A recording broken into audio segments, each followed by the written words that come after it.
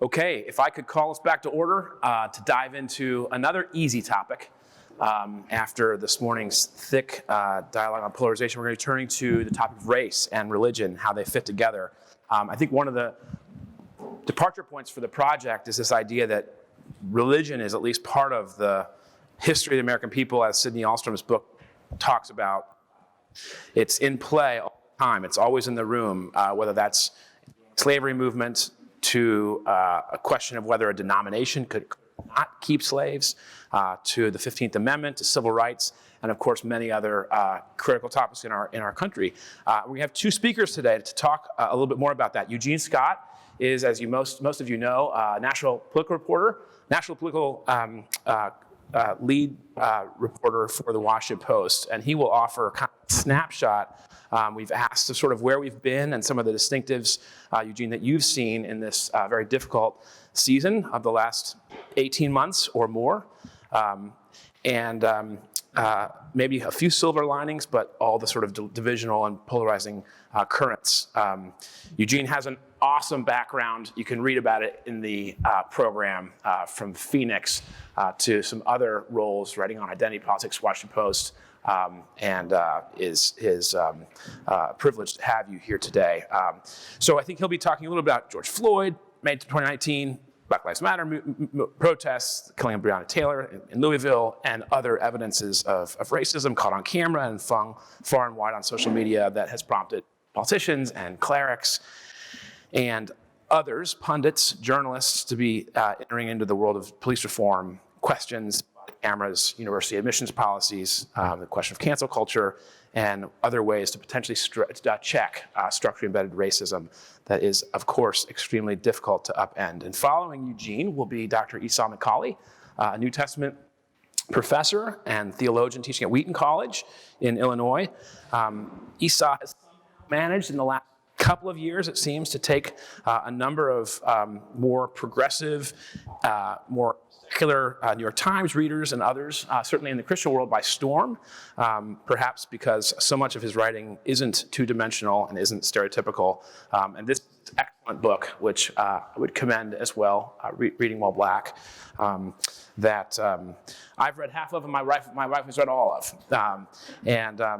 So I think there are interviews that you've done with David Brooks and with Emma Green and with a number of others that are familiar to people in the room.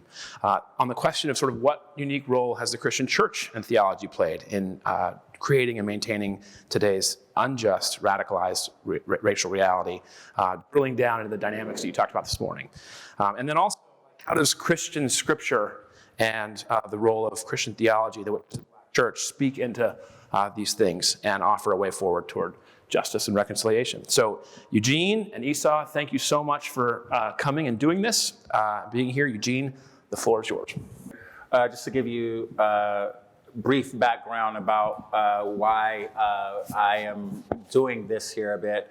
I cover national politics at the Washington Post, as Josh mentioned, but I covered the 2016 presidential election for CNN, which, as many of us know, was an eye-opening experience for many people in terms of the intersection of faith and politics, specifically in relationship to the evangelical church.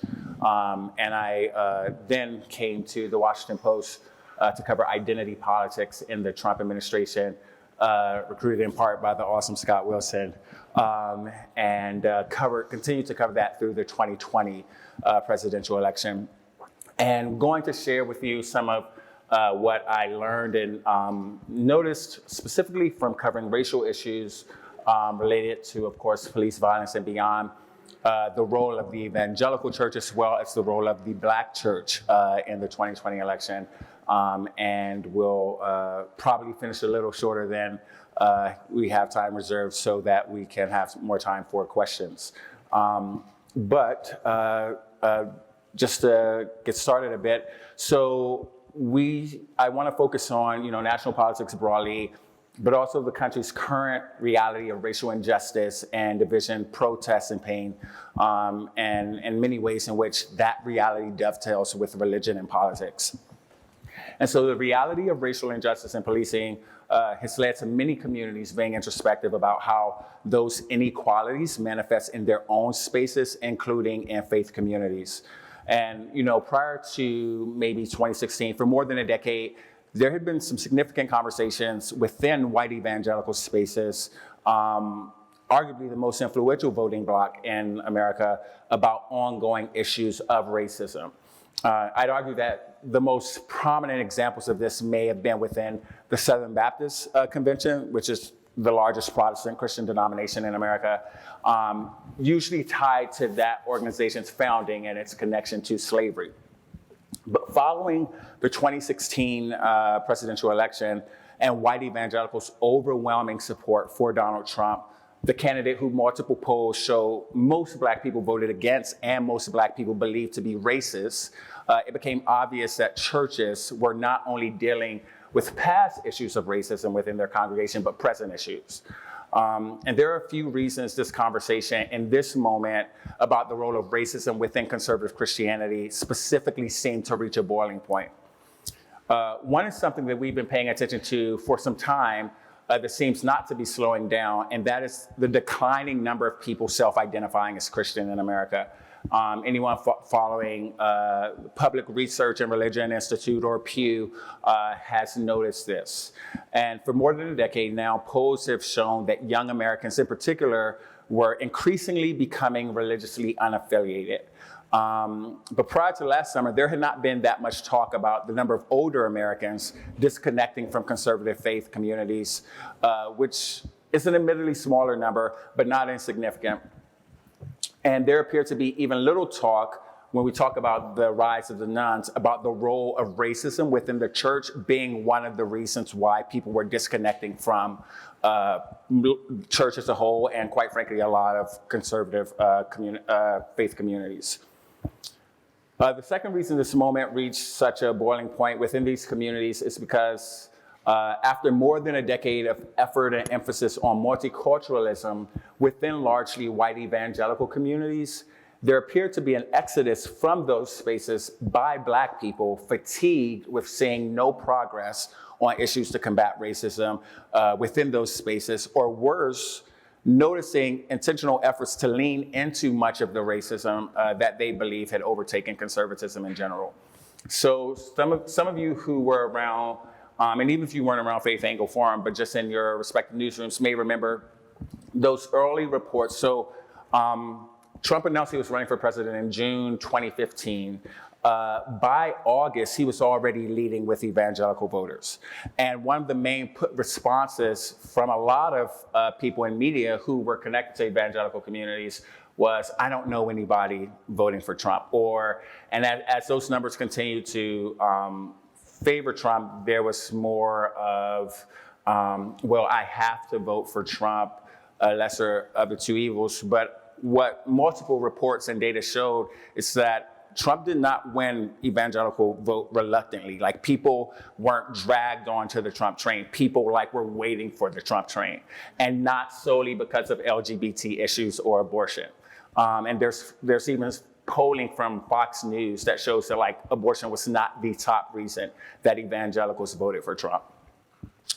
So as I previously stated, conversations within the SBC about the role the denomination played in perpetuating white supremacy have been happening for at least 2 decades.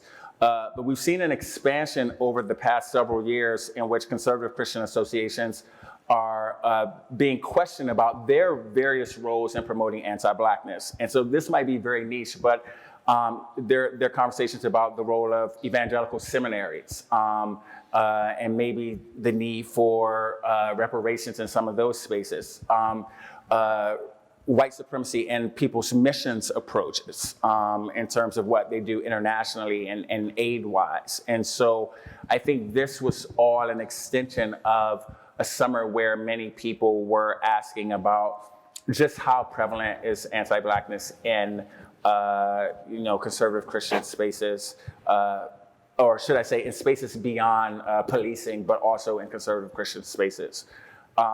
As you all may recall, last summer, and I laugh, I guess it's not that funny, but the issue of George Floyd just made so many people start thinking about what racism looked like in their respective communities. And I laughed because I remembered how Band-Aid came out with Band-Aids of various complexions. And I was like, this is cute, but it's not what we're talking about right now. And it was also deeply frustrating, more seriously, to many people because we were asking for darker Band-Aids for decades. And now all of a sudden you have the material, but that's another question. I mean, another topic for dark-skinned reporter who gets wounded often. So, alongside that conversation about what racism looks like in conservative Christian spaces and, churches and seminaries and faith organizations and the role all of that plays with politics, has risen increased interest in what some people call the religious left. And movements that center social justice, including those combating racism. One of the most prominent examples of that in my world as a political reporter is connected to Reverend William Barber, who we all know has been very vocal and visible in a lot of social justice work. A great book on the religious left you can check out by Jack Jenkins. He's at Religion News Service, and he does a really good job of writing about how the idea of the religious left is not new. It's not as cohesive as the religious right for multiple reasons, most of it being funding, but also because the religious left, like the left, I do believe is much more ideologically diverse than the religious right is, like the right is. And so another example of, another way that the religious left has been very vocal very recently has been in the work of voting rights and some of the marches in response to that. I want to talk a bit briefly about, we often talk about white evangelicals in politics, in part because I do believe that history continues to prove that it is the most influential religious voting bloc in American politics. But I think what 2020 did was introduce many people who were unfamiliar with it to the concept and the power of the Black church, and specifically related to the Georgia election. And that's in part because, as many of you all know, Senator Raphael Warnock is a pastor, and a pastor of a very historic church in Georgia, Ebenezer Baptist Church, which was once co-pastored by Reverend Dr. Martin Luther King. And the reason why all of that is tied to a lot of this voting rights work that you see many people on the religious left getting involved with is because when you look at some of the restrictions that some of these states have proposed to make voting much more difficult, one of the areas in which they would like to make voting more difficult is by making voting on Sundays something of the past. And that is a time when many Black Americans would go to church, be moved to vote, leave service, and actually go vote. And that has gotten harder in the last couple of years, specifically after Black Christians helped Georgia go blue for the first time in a very long time. But with all that being said, the role of the Black church in shaping American policy and democracy is not new to anyone familiar with the civil rights movement. It's fair to say that many, if not most, of civil rights activists who were very prominent in their time were, at the very least, ordained ministers, if not pastors. As I mentioned, Martin Luther King being one of them. The late John Lewis was an ordained minister as well. But the influence that the Black church has had in the modern social justice movement had been less obvious, in part because the Black Lives Matter movement, which is arguably the most prominent anti-racist movement fighting anti-Blackness, does not find its roots in the Black church. And many of its core values are actually some that just aren't embraced by the Black church in terms of, in general, not all, but in general, such as it being more progressive on issues related to the LGBT community and even women, to say the least.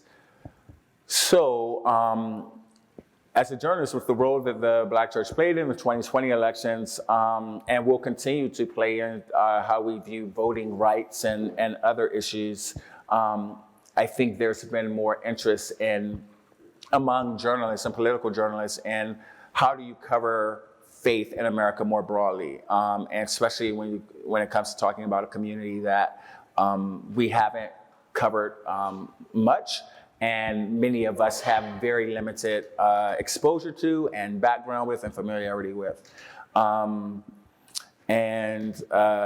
That's been really, let's say, fascinating, because it brought up a bigger issue that we've been talking about quite a bit in journalism, which is the lack of diversity within journalism.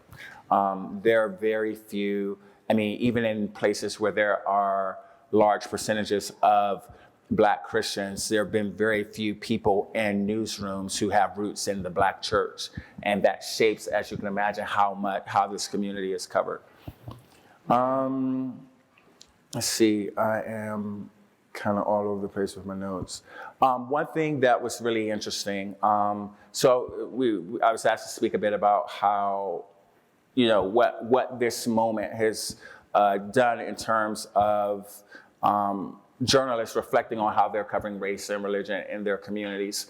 One thing that I've spoken about often that I found to be very fascinating about how the response to the George Floyd killing manifested is just the range of where protests existed.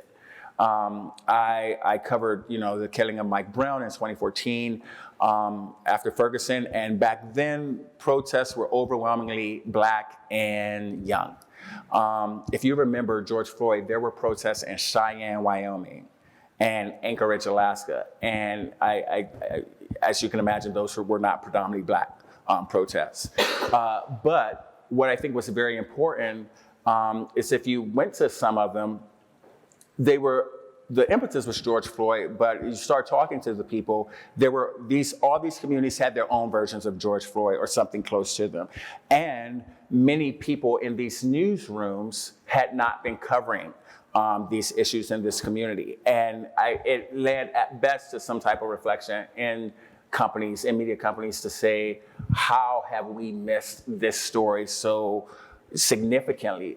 It's not just this thing that was happening, in this part of the country, but all over the place. And one of the reasons why this story was so missed is because newsrooms just aren't diverse. And there aren't people often mindful of the issues happening in certain parts of the community because they're not in those parts of the community. And so, the response to that has varied depending on the newsroom in terms of what needs to be done to improve how a space is covered. And there have been initiatives and efforts to diversify newsrooms on multiple levels, especially as we're gearing up for midterms and future elections. But also that also has not happened in many places for multiple reasons. One of them obviously being funding. Another one being the reality is that, there are parts of the country that have naturally smaller populations of Black people and Latino people and Asian people, and there are parts of the country that people of color are less interested in going to. I remember when I covered politics in Arizona for years, and I remember when I was recruited to go there, the first question I asked the recruiter is, do you all even celebrate MLK Day?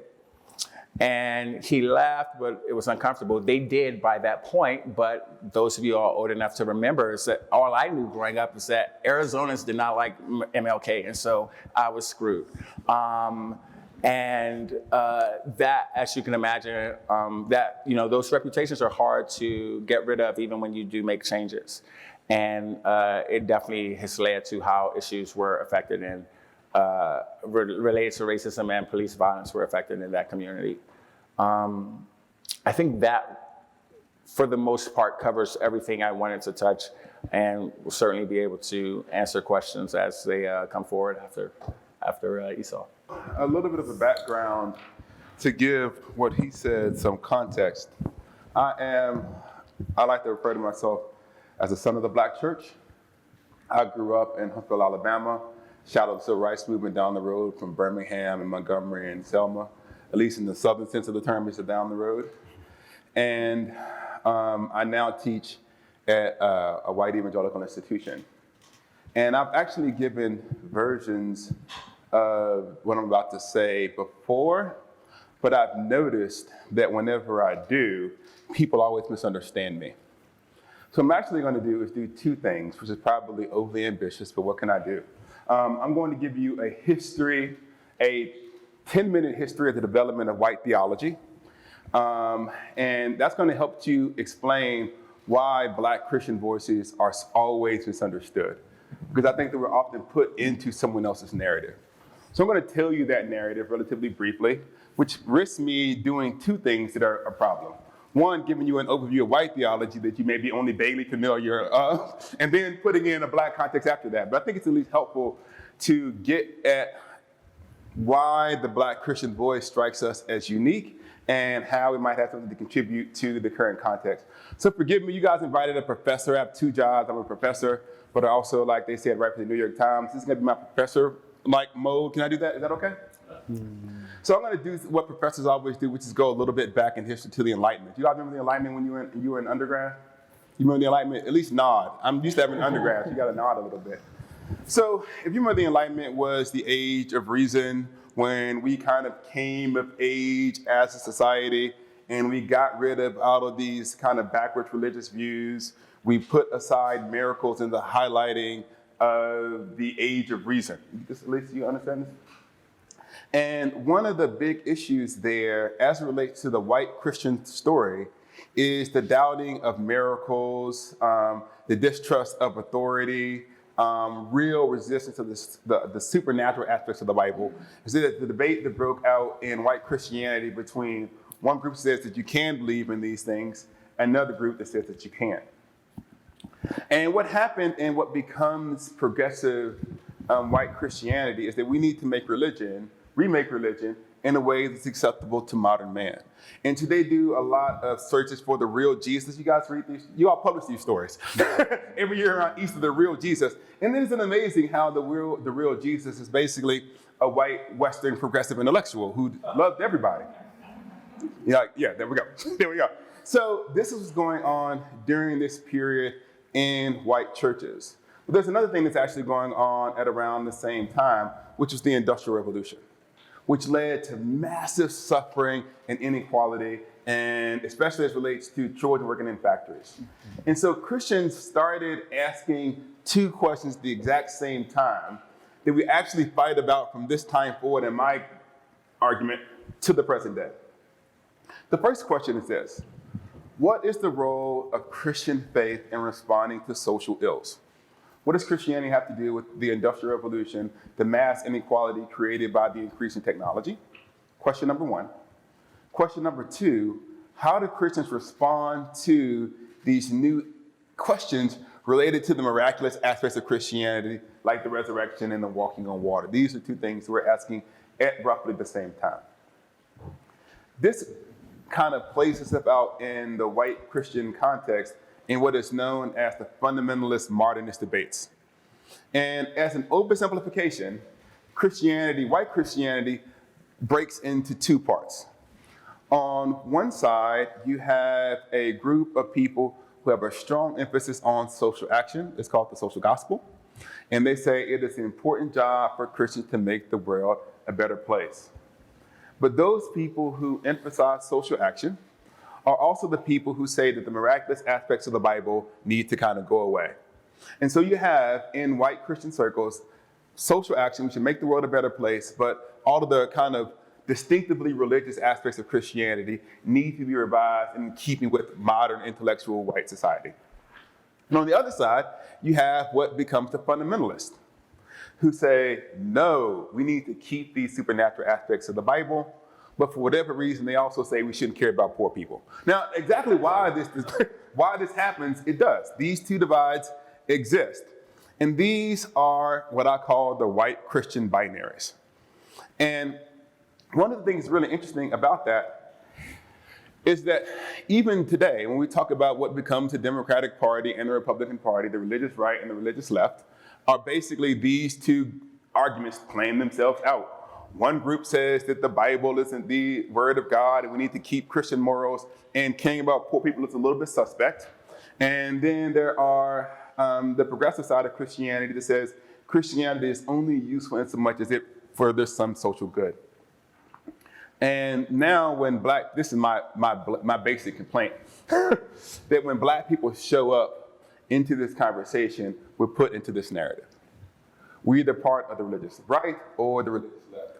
And I'm very hesitant to like name black people who I disagree with publicly.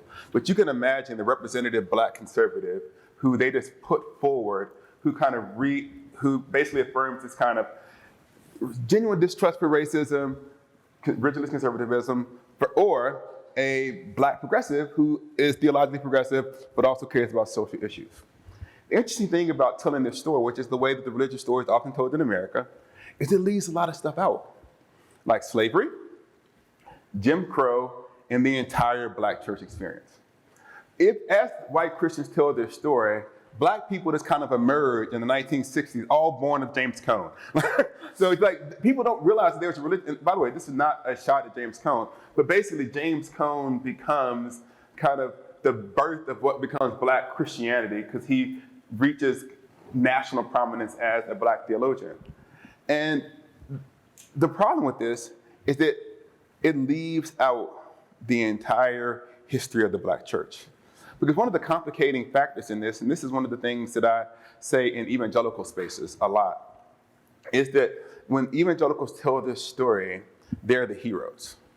In other words, when Christianity is in danger from the liberals, the evangelicals swoop in and save the faith. But what I'd say, what they often really leave out is the people who are saving the faith were also segregationists.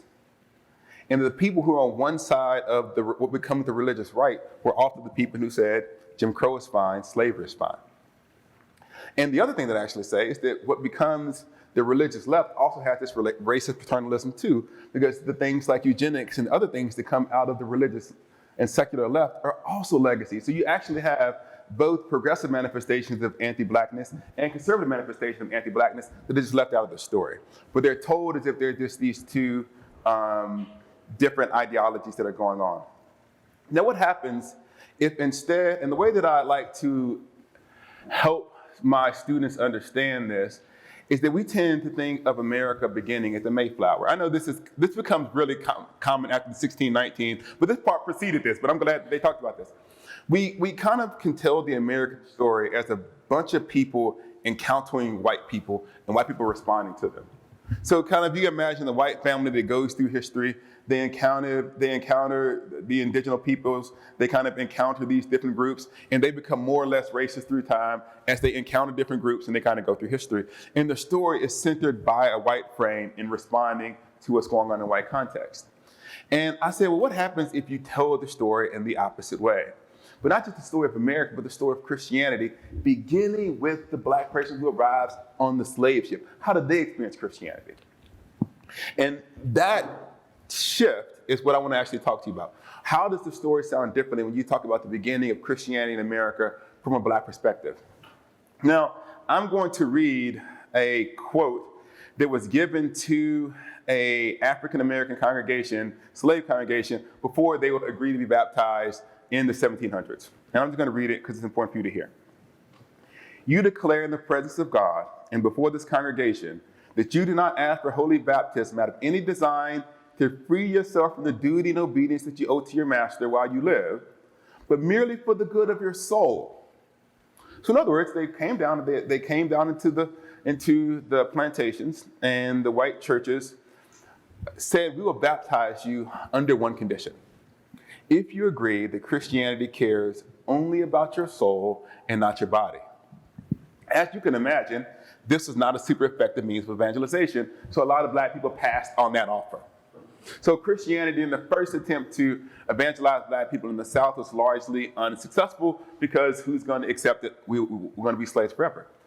Now, interestingly enough, the roots of what becomes the black church, much to our chagrin, actually comes from evangelicalism and the Second Great Awakening. So the evangelicals come down to, oversimplification by the way, but we only have 20 minutes. They come back down to those same slave plantations, and they begin to talk to them about Christianity. But they do some stuff on accident. Really, they do. they start talking about that how all people are sinners, like they were all equally sinners before God. And the slaves go, oh, if I'm equally a sinner before God, then you don't actually have a right to enslave me. So they said, okay, I can become a Christian if the idea, the basic premise of Christianity is that we're all equal. The other thing that actually happens when African Americans become Christians is a strong emphasis on Imago Dei. Sorry, I'm going to do theology. Is that okay? So you at least have this stereotype in your mind that Christianity tells us that we're all horrible and that God loves you and you can be better, right? Well, if you're in a black context and they're already saying that you're horrible, what they actually did was add it to the pool of horrible when they called themselves bad. And so what the actual preaching about sinfulness did was create equality. In other words, African Americans heard the story of Christianity not first as a humbling of them to come to God, but actually a statement about their value before God. A strong emphasis that everybody was made in God's image, whether you're black, brown, yellow, or blue, whatever it was. And so what happens at the African American church is not a huge emphasis on sinfulness being the prerequisite to salvation, but the idea that we're all made in God's image. And because we're all made in God's image, we can't be enslaved. So, I gotta skip past this. The black churches began to be founded. And initially, they're actually parts of white churches. So the early black churches, they'd be a Negro congregation that was attached to a black church. The first black church is founded when Richard Allen and Absalom Jones, they go and they kneel before the front of the church to pray. Famous story in the black church context. They're carried out from the front and told to go back up into the segregated pews in order to practice their religion. And they say, well, this isn't going to work. And so they leave and they form the first black denomination, the African Methodist Episcopal Church. Now, the interesting thing about this is that once they're founded, they have these things called catechisms. These are like belief statements that you have to go in order to be baptized. And there's an interesting quote here that I quote in my book. In order to be baptized in the African Methodist Episcopal Church, you have to answer the question this way. This is the question. What should be done for the extermination of slavery? Answer. We will not receive any in our society as a member who is a slaveholder, and any who are now members that have slaves and refuse to emancipate them after notification being given by the pastor shall be excluded. Interestingly enough, if you think about these two things, white churches come in and say, you will only baptize you if you agree that God doesn't care if you're a slave. The black churches are founded and say, you can't, and by the way, this is all notional. You know, very few African Americans actually owned slaves. So 99% of the time, this is a notional question. But just so you know, when you join the team in the black church, no slaves. So what happens then in the founding of what becomes black churches? My favorite quote is by a guy named William J. Simmons. He's a Black Baptist. Probably the dominant form of kind of black religion in America is probably the Black Baptist tradition, possibly overtaken at this point by the Black Pentecostals. But he's talking about what it means for him to be a Christian about 20 years after the end of the Civil War. This is 1887, 20 years after the Civil War. And I'm going to quote him again. And he talks about what it means. God has permitted us to triumph, and through him, he has implanted in us a vigorous spiritual tree. And since freedom, how has this been growing? He says, we have started thousands of schools, built thousands of churches, educated millions of children, supported thousands of ministers of the gospel, organized societies for the care of the sick and the burying of the dead. In other words, because the African American church grew out of slavery, it was the central organized, it was like the stereotype is the first thing that black communities built coming out of slavery, black churches. Most historically black colleges and universities also come out of black Christian backgrounds. Most actually even secular black organizations like the NAACP also have their roots in black churches. And so the black church becomes this place out of which most of what we would call the social transformation of black life comes from. Because especially after Reconstruction, like white people weren't trying to help black people, just to be honest, in the South. So I want to say a couple of things about kind of what comes out of the early postures of black Christianity and America out of this period. And I'm going to talk about 3 strands, and I want you to just believe me because I don't have time to give you the full lecture, okay? the mainstream version of what I would call Black Christianity in America becomes what I call the transformational tradition. And that's this idea that society can be changed and there can be brotherhood on the other side of justice. You might think of someone like Frederick Douglass, who went to the slave of the 4th of July. One of the interesting stories about Fred is that there is a German woman who he actually did a lot of abolitionist work with, who said to him at a certain point, it's in his biography, it's in the biography of Frederick Douglass, who says, why don't you get rid of Christianity? It's a kind of negative, holding you back. This is the moment. Why don't you kind of adopt a secular perspective on abolition? And Fred goes, no, it's my Christian faith. And so there is a strong tradition of critique of America based upon its failure to live up to its Christian ideals and a calling for it to be what it says it's supposed to be. Frederick Douglass does this, the Civil Rights Movement does this. That's one option. The other tradition that you see is what I would call like the Black radical tradition, in which they look at the evil that is done in America and say, America's kind of fundamentally wicked and Christianity is kind of complicit in this wickedness in a way that is not easily distinguished. And they call for both a transformation of America and a transformation of Christianity. And the third strand is what I would call the accommodationist strand, which actually begins to appear much more wicked later than it does at this period. I used to be meaner to some of these people when I read about them at the time.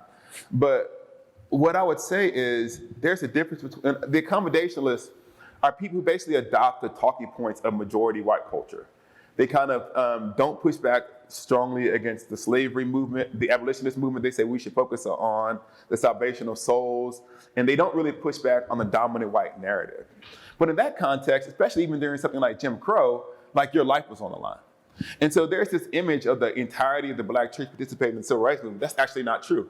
There is, I think it was in the National Baptist Convention, when Martin Luther King at the height of the civil rights movement, they go from protest to progress was actually the name that was used to push back on King. And King actually gets run out of his denomination because they refused to adopt kind of the progressive social action critique.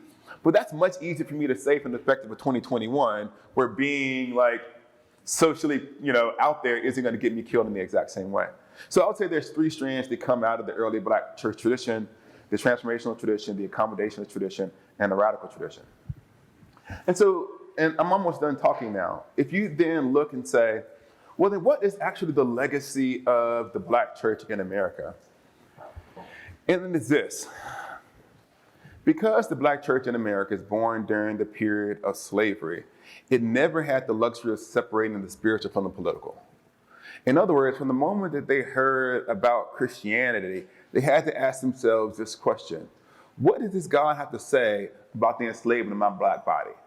And we treat slavery like a moral issue when it was a legal issue. And so the abolitionist movement was an attempt to actually change American law. And so African-American Christianity was always inescapably political, but it was also, strangely enough, for a variety of reasons, coming out of the evangelical Great Awakening, relatively religiously traditional. So in other words, if you kind of go back to the original story that I told, social gospel and theological revision go down one strand in white churches, and resistance to social action and kind of traditional belief goes down this way, and another section of white churches. And Black churches often find themselves religiously being seen a little bit of strange. I think you all notice this, right? That Black Christians tend to be more socially progressive and theologically traditional. Why was this the case? Because when the Black church was founded, it was not founded upon the same binary that split white Christianity. And so what is really difficult for me as a writer and as someone who writes about religion and faith in America is that I find myself often put into a series of white buckets. And so, I think this is maybe the reason why I was invited to this place. I teach at a white evangelical institution, and so people just download a series of religious assumptions about me that aren't true. But on the other hand, the white progressive tradition that often sees itself as the bastion of Black culture, the ones who are able to give their seal of approval, and if we like this Black guy, then he gets to speak for Black people, I also kind of go, well, you're not in charge of me either. And so what I would actually urge reporters to do is to learn to put Black Christians into conversations with other Black people instead of putting them along this white spectrum of the stories we know so well. Because there is an ongoing debate within Black Christianity about the need, the means, and nature of liberation. Martin Luther King and pushing back, the debate between Martin Luther King and what becomes the Black Power movement is actually a Christian theological debate that happens within Black communities. And so the Black community is, if I want to talk about Black religious communities, don't run from left to right with the same set of clusters that are often stereotypical in white Christian circles. Although we have our same theological divides around conservative versus liberal, but it's much more often about the best ways to deal with anti-Blackness related from realism about the possibility of America to change versus hopefulness about the America can. And so what I would actually really, really urge people to do is to take time in their writing to frame Black stories in Black context. Because one of the things that I think is going on now is that the internet created a here comes everybody scenario. In other words, we're all talking. We're talking within the context of different stories, and those stories and those conversations are being heard in different ways depending on your context. So I can say more about the Black church and its own contributions, but I think I'll stop there. Maybe starting with Esau, I'd like to ask a little bit about the generational changes going on right now within Black thought. Yeah. You know, I encountered James Cone's book, Is God a White Racist? Yeah. And Derek Bell's book, Faces at the Bottom of the Well, when I was in college in the late 1990s. And if I had to guess which book would be the more influential over time, I probably would have said at the time Cone. But now, actually, with the reemergence of discussion around critical race theory, and for now, I want to pause for a moment and say that what white people have labeled a critical race theory is very, very, very far from other. But right now, it seems to me that certain intellectual strands are dominant that are explicitly kind of post-Christian, to be frank. Afrofuturism, Afro-pessimism, the works of Octavia Butler. Yeah. Ta-Nehisi Coates is very adamant about not offering a kind of narrative of absolution, of redemption, of salvation. You know, there's a very, very stark and clear-eyed a kind of like approach to structural racism right now that seems pretty. It would be almost naive too simplistic to say it's secular, because it actually, in some ways, reminds me of kind of European philosophical traditions that are very much focused around kind of, it's bleak. And I would say that's kind of intellectually what's very much in favor right now. And I'm curious if you agree with that and how it's all.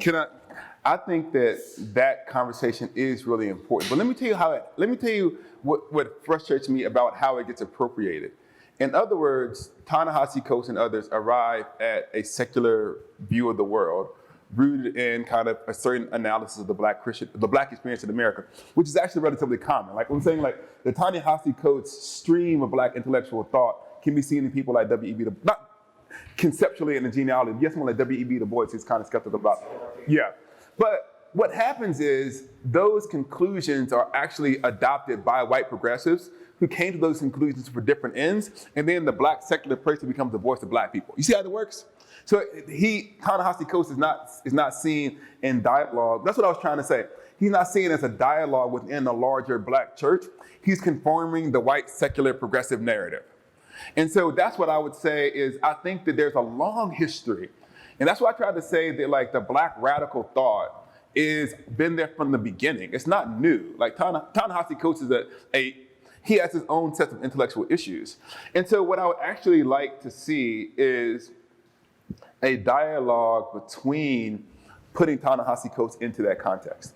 In other words, the Black secularism or Black is taken out of its dialogue. It loses its dialogical partners. And even Cone is trying to say that Black power can be Christianized. All right, Cone is responding to this idea that the Black power, for example, Cone is actually saying, hey, Black power is going in one direction. It could actually be Christian. Here are the ways in which Black power is compatible with Christianity. And then someone goes, no, like you can't do it. You know, you have someone like J.D. Otis Roberts, or even, obviously King is not in conversation with Cone, but King's like, here are the problems with Black power. But like what happens when you take Cone out of that conversation, between that community, and then you make Cone or Coates the representative of Black Christianity to serve other ends. That's where I think it becomes complicated. But I do think that there is what critical race theory gets right is a certain disappointment about the failures of long-term change coming out of the civil rights movement. Probably the best book, I'll be brief. The best book about this is the Baldwin, Begin Again, which actually covers James Baldwin's own existential angst after the failures of the civil rights movement. He's the last one alive, and he's talking about the failure. And so what I see is what's become Black secularism, in part, is an analysis of the failures of kind of the Christian hopeful vision of the world, transformation through faith-based activism. And that's actually true. And I think that's interesting. And I am someone who would say, in my own context, I am making the reaffirmation of, despite the fact that that movement failed in a lot of ways, it's still useful. And so you're correct that the dominant public discourse are the people who kind of saw the limitations of the civil rights movement and its own hypocrisies and its own brokenness, and are now trying a different way. But I would wonder if that perspective is more represented in public discourse than the actual community with which it represents. I know it's growing among young Black people. I think it's undoubtedly influential.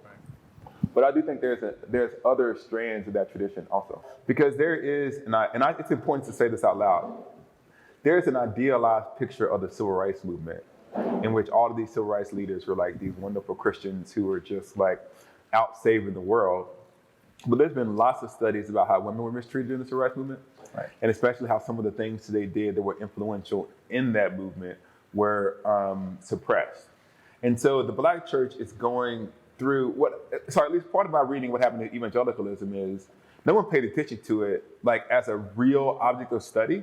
They just kind of thought it was weird. And then after Trump, people said, let's actually do some real analysis and go, oh, this is really messed up. And I think you're seeing kind of a similar demographic or sociological analysis of the Black church in similar ways. And some of that stuff is becoming public, even though it's not as big as the ex-evangelical movement. Right. But you're starting to see those kinds of like studies about the ways in which even the Black church has its own issues that it needs to deal with. Yeah. Let's go next to Christine Emba, a columnist and editor at Washington Post, with a forthcoming book.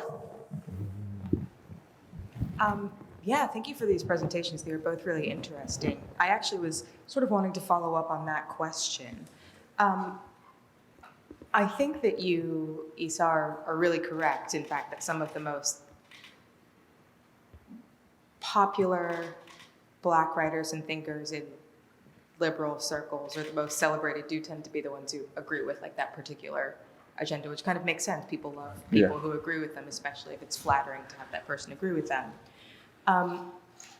But in thinking about how even members of the Black church, or some people within the Black church movement, have been thinking aloud about and responding to what does seem to be a growing secularization, even among, not famous Atlantic columnists, but, the leaders of the Black Lives Movement, or who, sort of openly push back against the tenets of what might be called traditional Black church theology, whether it's a focus on the family or traditional, sex and gender roles, and also just among young people in general, but even in the Black church, a rise in not necessarily just futurism, but alternatives to Christianity altogether, not just pushing back against Christianity because it feels like it's identified with values that they disagree with, but Christianity wholesale, even the Black church being sort of something put upon Black people by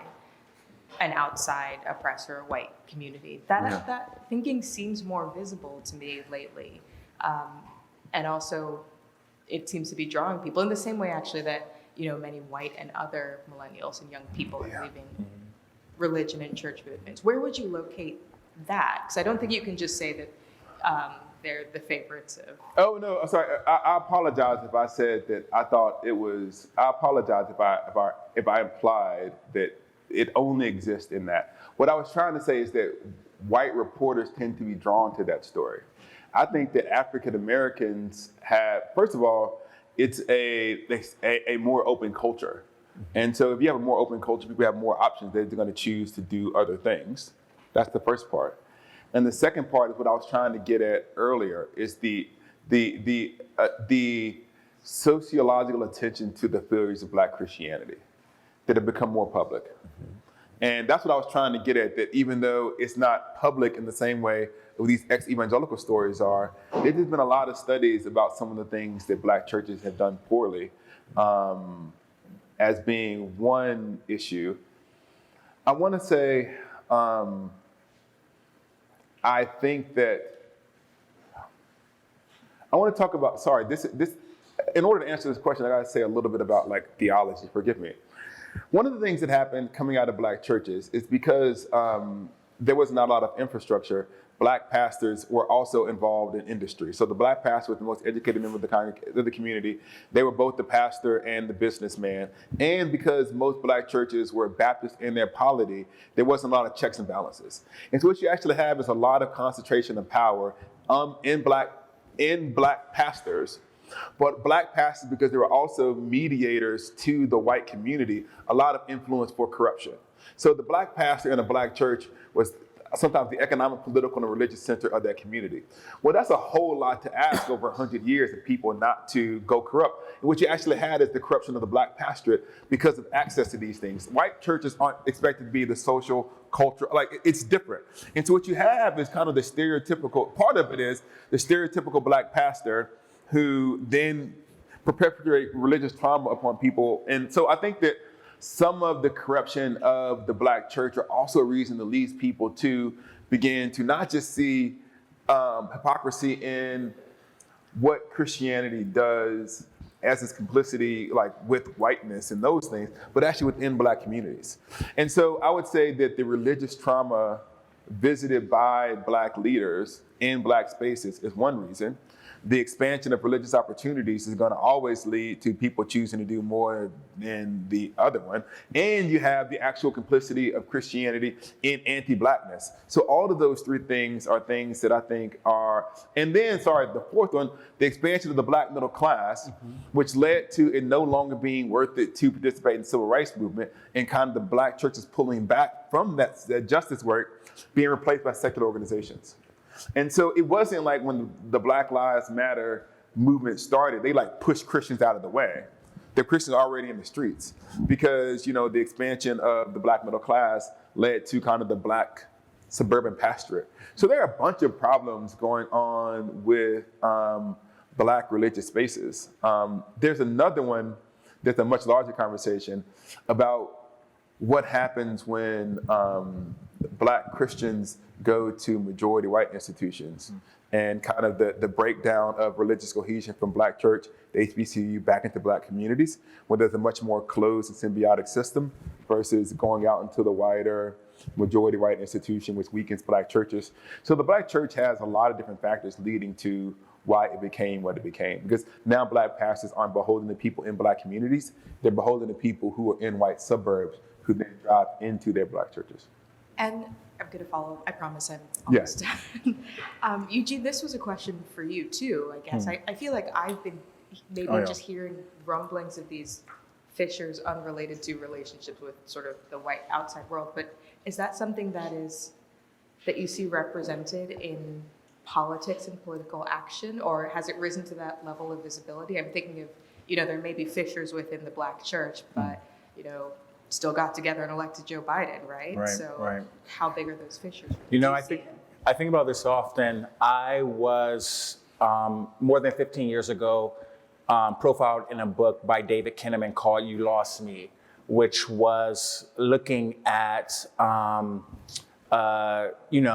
young people disconnecting from conservative Christianity. And I was a lay leader in an evangelical church at that time. And for the most part, back then, when we thought about the religiously unaffiliated, and the nuns, that largely then was viewed as a white people thing. Black people were still going to church. We have seen that it's not as much the case as it used to be, even though there's still a gap. I very much think, I mean, so many of the reasons you mentioned as the case are the reason why that's happening is true. When you talk about, the middle class, something that's also tied to that is increased higher education opportunities by Black people. And these people, as they become more educated and exposed to more ideas and more philosophies and reasons for good and bad and why things happen, the faith of their grandparents is just not sufficient enough of an answer. Also combined with, we have more examples of these institutions being untrustworthy. That also leads to the decline of faith. Also, just data collecting in general for Black people is just always going to be later and weaker than white people. And so it's been fascinating. I mean, if you were to Google, you'd find an increase in organizations of Black atheists or Black agnostics. I was talking to a friend of mine who has her master's in divinity from Howard Divinity, very prominent HBCU, and used to be a minister, and she's now an atheist. And she was talking about the need for something to be culturally Black church, kind of like culturally Jewish and culturally because it's just, she's like, I know a lot of us who were born and bred in the Black church who are no longer subscribing to the worldview that was taught.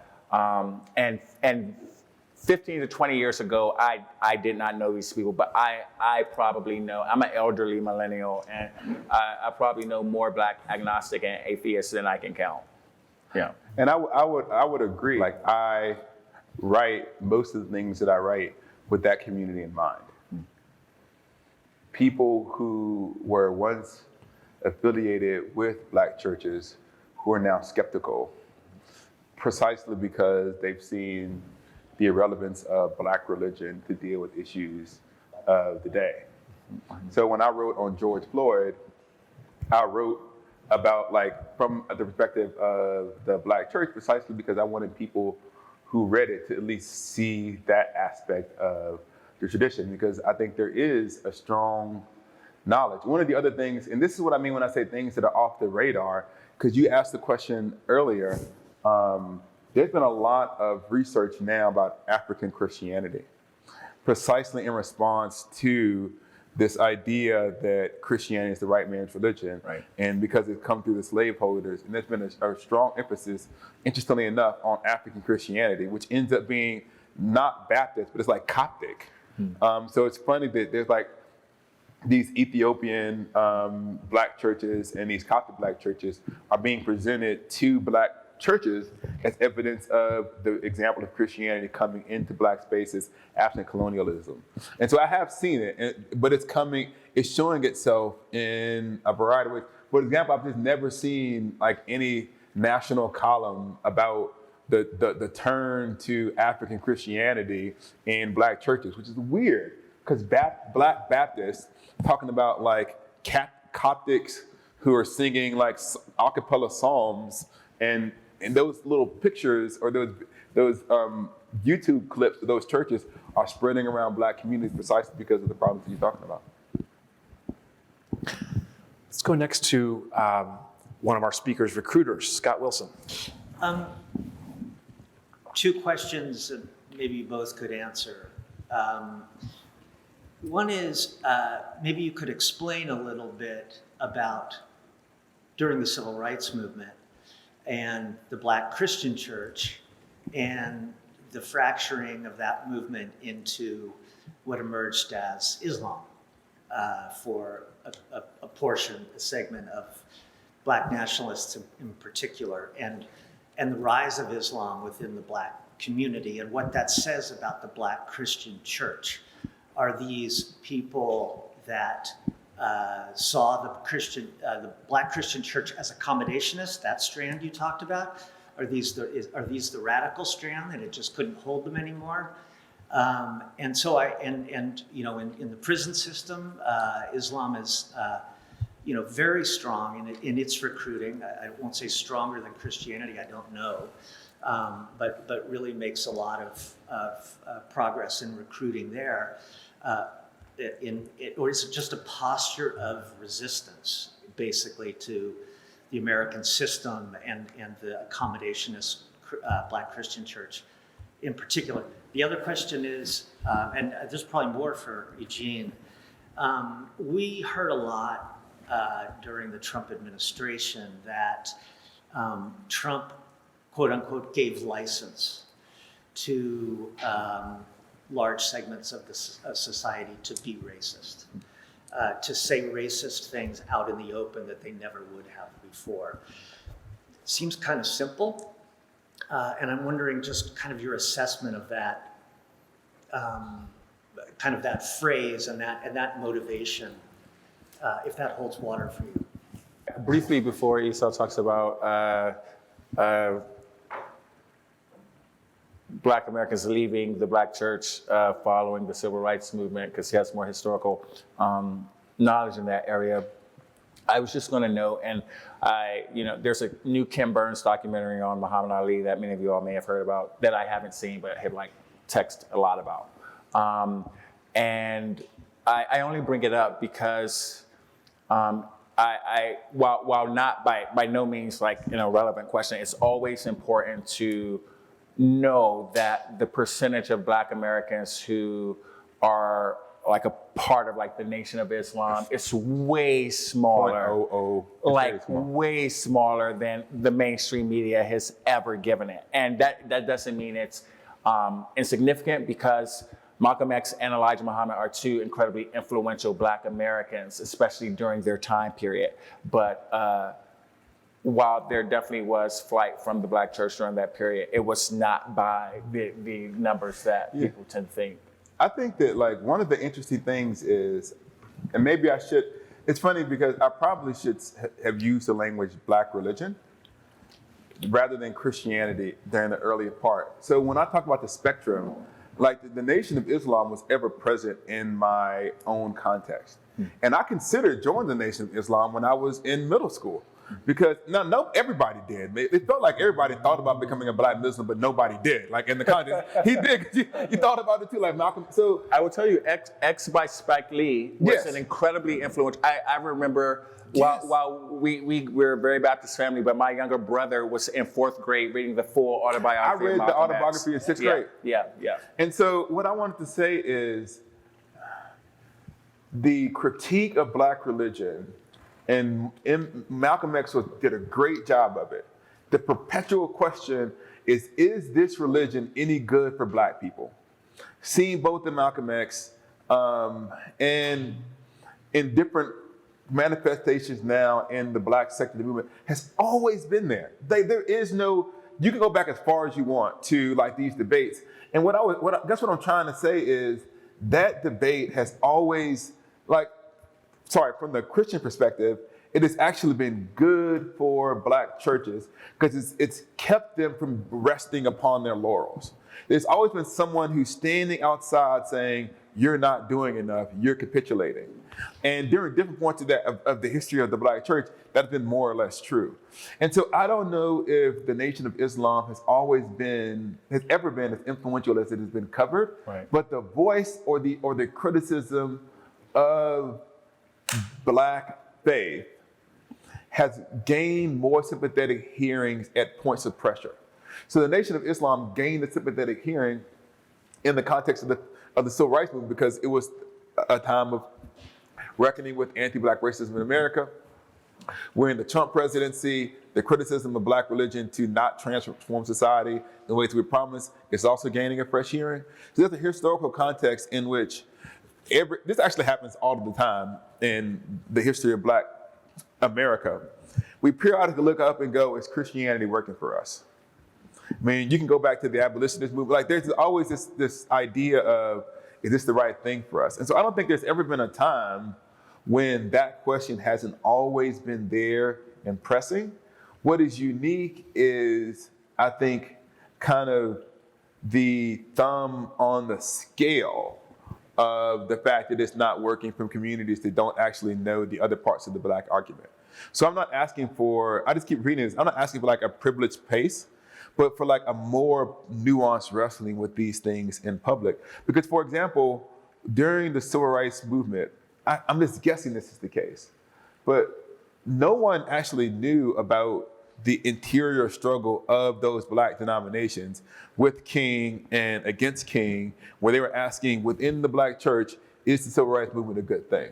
It's now heard as everybody Black was on the civil rights movement. That's not true at all. No, sure. And so what I guess I'm trying to get at is we're really good at framing white Christian stories, but I don't think we're very good at framing the Black Christian story. And the Nation of Islam and that critique has always been, Martin Luther King deals with it. Sir, I'll stop. You should read, there's these parts where King just goes into like 4 or 5 pages of arguments that are not like religious at all. We're talking about the pragmatic failures of revolution. He's like, we don't got enough people, we don't got enough money. And he's like saying this because he's not talking to white people.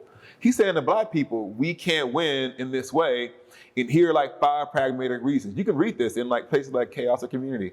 And so what I'm saying is like there is a robust Black religious debate that I find super interesting. And yeah, so in the Nation of Islam is a key conversation partner. I was, in relation to your second question, concerns about Trump giving specifically white evangelical pastors permission to put forward ideas that are racist or deemed to be racist that years ago they would have been more anxious to share, I think is directly tied to an exodus of Black people from predominantly white churches and people of color more broadly. And this has been covered in the New York Times, it's been covered in the Washington Post. And it's noteworthy considering how much work had been done the 20 years before to make spaces more multicultural. I mean, there were movements that were, almost measuring, is your church at least a fifth people of color? And if those of us who were covering race and faith and politics in 2016, so many of the things that that Trump would say in 2016 or 2017 that white evangelical pastors would apologize for or feel uncomfortable with, they just aren't apologizing for it anymore. I tweeted a piece, I believe yesterday, 61% of white evangelicals believe that the 2020 election was stolen.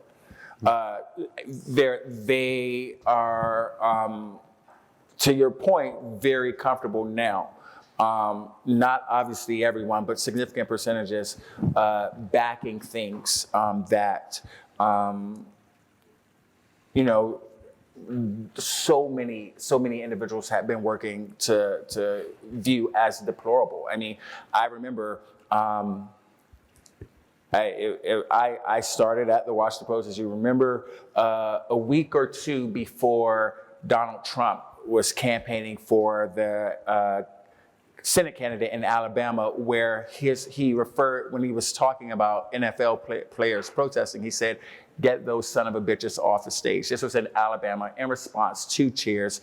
As you can imagine, many of the people in that crowd self-identified as white evangelical. That is something that 4 to 5 years ago, before when, people were wondering if Rick Santorum is going to be the next evangelical Republican, evangelical Catholic Republican to be influential, that just would not have gotten said. Just briefly, I mean, I remember the hesitancy to which Franklin Graham got behind Trump in 2016 versus 2020. It's just mind-blowing. And they got to a point where justifications were given for things that were blatantly racist or just flat out ignoring them. And as a result, spaces where many Black Christians may have felt comfortable before, they just don't. Yeah, just 30 seconds. I think that one thing that people don't know is that the second largest gathering of Black Christians in America are in evangelical churches. So I think the numbers will be wrong. Something like 60 to 70% of African Americans who go to church go to historically black churches. The next largest percentage is evangelicals, and I can't remember if it's 13 or 19%. Then after that, it's Roman Catholic, and then after that, it's what you would call mainline denominations. And so what Eugene was talking about was a massive exodus. So that 19% were people who came out of black churches, Right. went to universities, and then came into evangelical churches. And those evangelical churches were becoming multiracial until the Trump presidency. And so what you're actually seeing now in the black exodus, what was not really covered was the black introduction coming into majority white colleges and running the evangelicalism there. And that's what you're actually seeing. The loudest voices of disaffected black people who are struggling with evangelical spaces were the people who came in during the things are gonna be great movement, and you're seeing the aftermath of it now. Kelsey Dallas, Deseret News. Eugene, I wanted to follow up on a comment you made about the 2020 election, introducing a lot of Americans to the power of the Black church as a voting bloc. And I think you were talking about maybe the Republican Party might be following up on that information with making it harder for the Black church to vote, at least on Sundays. Yeah. What is the Democratic Party doing with that information? Well, you may have heard of the voting outreach effort called Souls to the Polls. And that is when in places like South Carolina and places like Georgia, churches would try to get their people to go from church to the voting booth. And these legislatures in many of these states, which are Republican-led, have tried to make that illegal and eliminate those programs. The main response from Democrats has been to draw attention to that. And when you hear blanket statements like the GOP is racist, which of course is frustrating to many people, it's this type of thing that these people are talking about when they feel that Black Christians are being targeted and making things more difficult to vote. And so, if I remember correctly, efforts to eliminate social polls in Georgia was not effective. I didn't follow up on Texas and in South Carolina, but just shining a light on what these restrictions look like and who they're disproportionately more likely to affect has been the main response from Democrats. I was just wondering if that's kind of frustrating in the sense that Democratic leaders might be acting as defenders or critics of that approach, but not doing more positive work, if that makes sense. Like, let's respond to your values. Let's listen to the Black voters about what they want our party to focus on. So I hope that makes sense. Basically, it's like we're going to get the GOP away from you, but we're not going to then be proactive about some other issue that these voters care about. I mean, they would argue that they're doing both, right? I mean, I think it's fair in many cases to say that is definitely what is happening. But there will always be criticism towards the Democratic Party that the Republicans don't like you. It's not sufficient enough of an outreach strategy, and it perhaps happened in the past in some spaces, but not now. And one of the reasons it's not as effective is because we saw, more Black people voted for Trump in 2016 than people thought, and that number went up in 2020. And so there are obviously people who do align with Trump, who are Black philosophically and politically, but there are also a group of Black Americans who don't have this deep voting history and pattern tied to the Democratic Party, who were, free for outreach. I mean, one of the things that's so fascinating about Trump doing better with many Black voters, specifically Black men, than like any modern presidential candidate is many Black people have said for years that the GOP could win more Black voters if they targeted Black voters, because, as Esau mentioned, there's a lot of ideological conservatism within the Black church, but they didn't see a political party that pursued them and made them an argument to come support them. And the truth is, the Trump campaign did in some very specific ways that was ultimately winsome for them. One of the things that people don't often attend to is that you can say Detroit, Atlanta, and Philadelphia were centers of criticism around voting irregularities in the the Republican Party. Like, these are places where these things went corrupt. The questioning of, Michigan and Georgia. Well, those are Black Christian strongholds. And so this gets to the racism critique. When you start talking about disenfranchising these, overturning the votes in these major metropolitan areas that were won by the Democrats by the Black vote, that's how this voting question gets turned racist. Because you're effectively saying Detroit, Atlanta, Philadelphia, I think that, Milwaukee, these places where a lot of these elections hinged in the Black urban vote.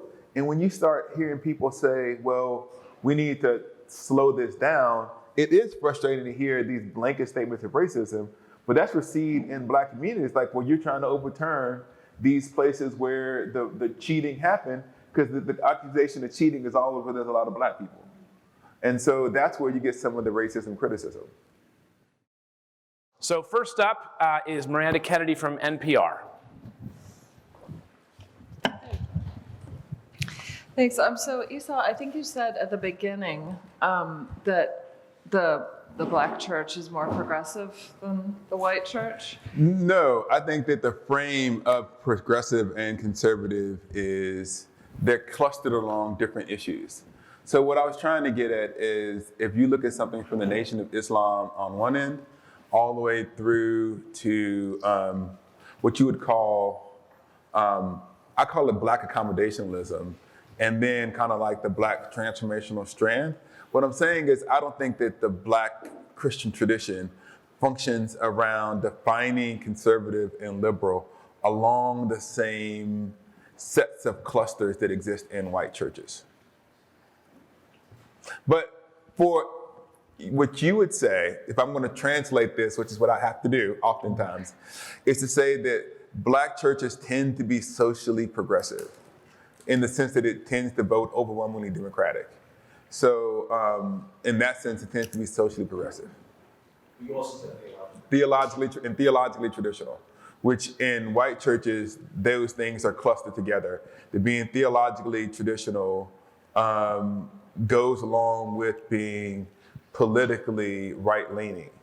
And Black churches in general vote overwhelmingly Democratic, but would have something like a strong belief in the Bible and a belief in the literal resurrection of Jesus and the importance of prayer or something like that. So if you you can do this.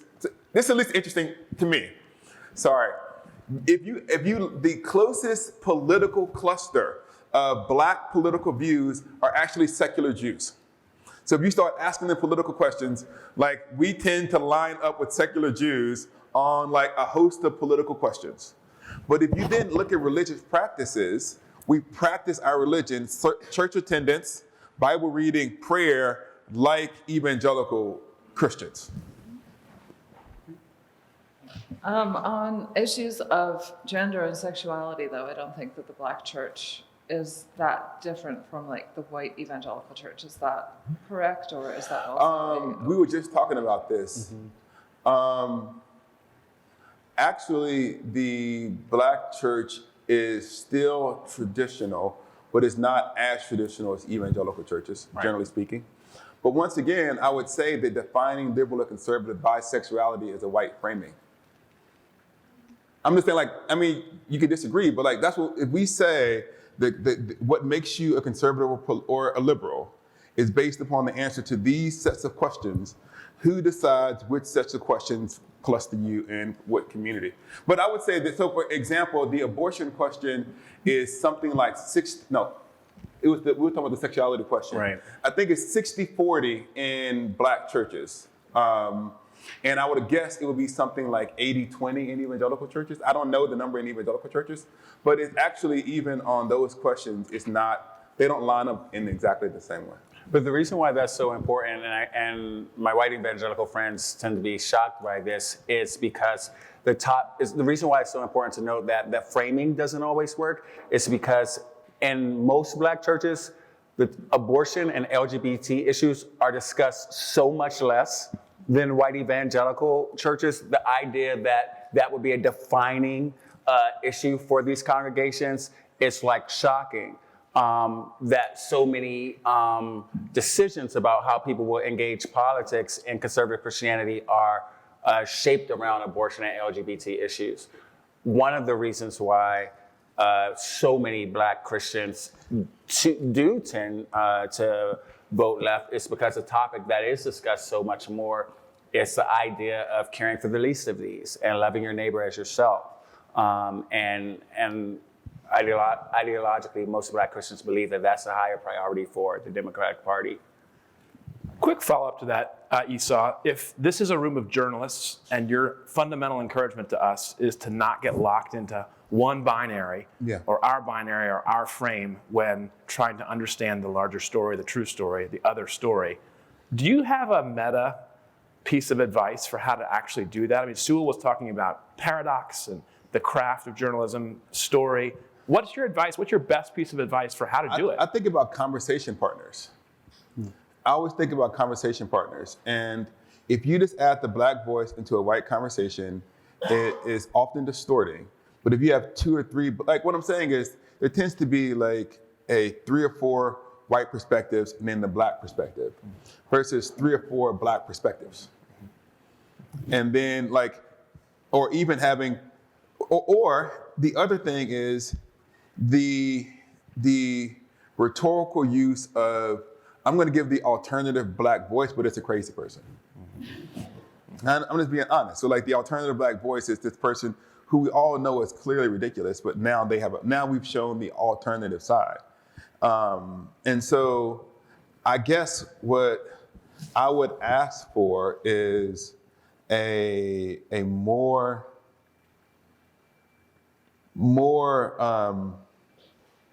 Black voices. I think about this when I talk about television. And once again, it's the importance of clustering identities and representation. But sometimes when you cluster identity and representation, it's to actually put all of that stuff in one character. So I think this is the rule. I think it relates to in romantic or in movies where there are 2 women who are not talking about a man, right? Or love interest. That's one way of thinking about it.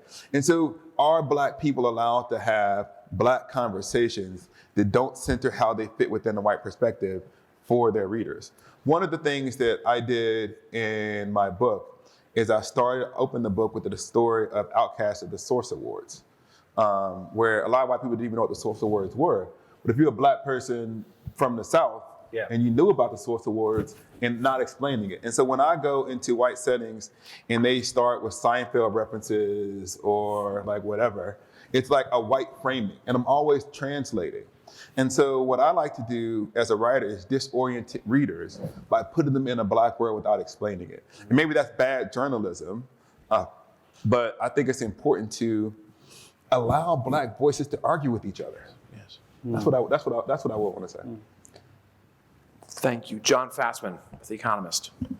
Thank you. This is ends up being a follow-up to Miranda's question, and it's so basic, I almost feel I ought to apologize.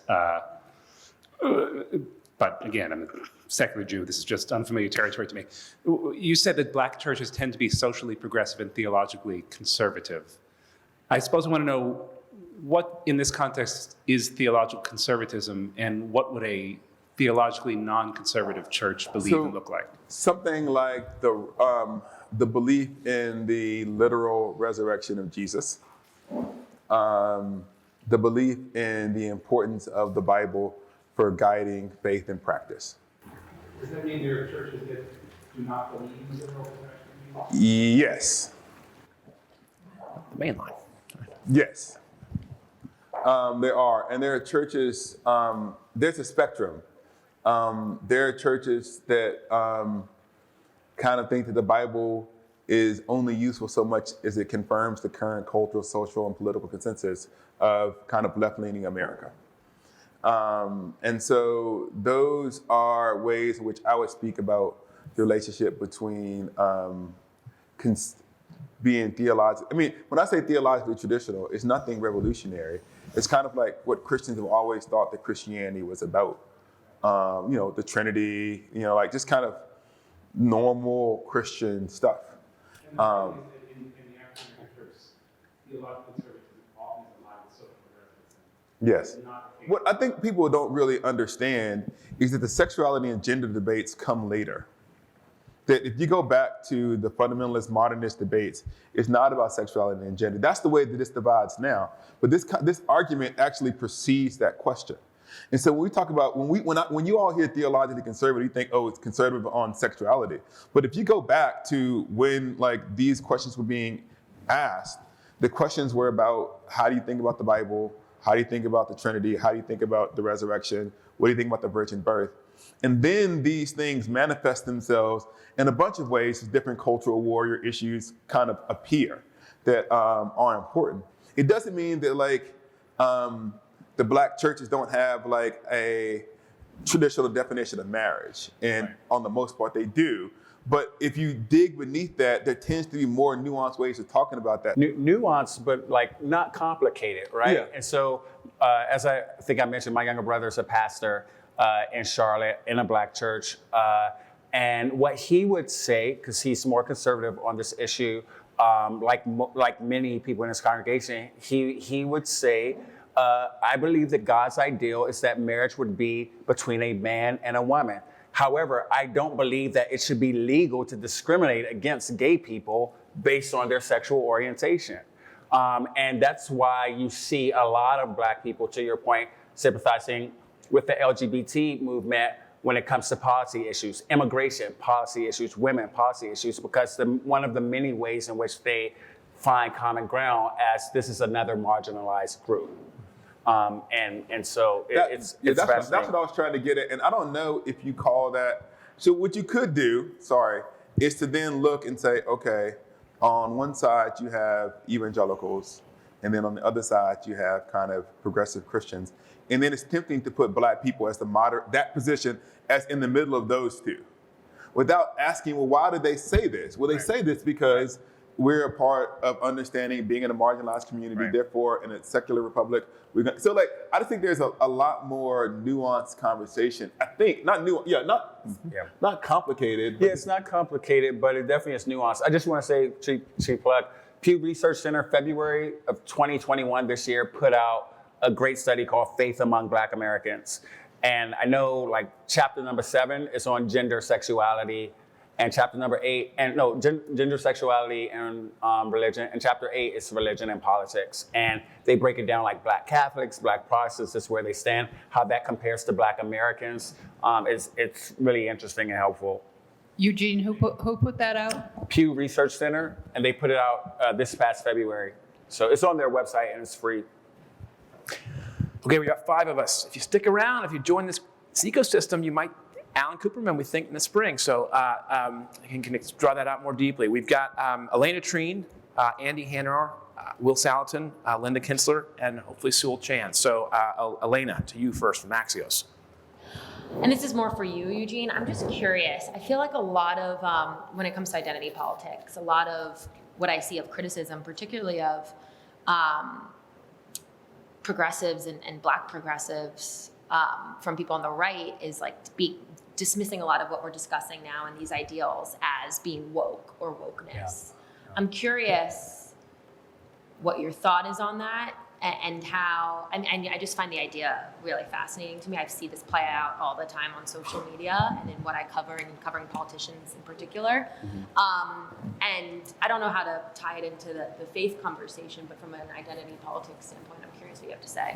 Clyde McGrady is a reporter for the Washington Post in the feature section, and he wrote this wonderful piece, this historical piece about how the word woke originated in like black spaces to signify some like level of like consciousness about an issue.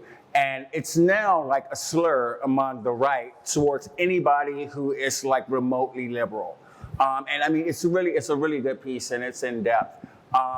And it's fascinating how often conservative Christians have adopted the language of the right. And when talking about issues that come to race and matters that are of importance to many Black Americans. I'm making a generalization, but like a good point in the piece and the replies is like there are all these young Black people who are like, I don't even know anyone who says woke anymore. It's just Candace Owens calling AOC woke, and you're like, this is just like not even what this is about at all.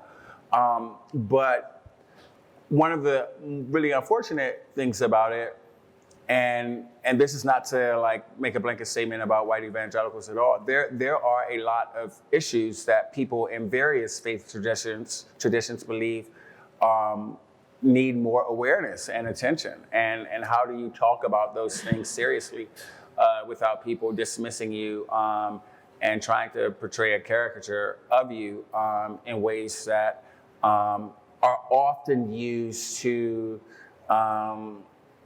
signal to their tribe if you're in it or if you aren't.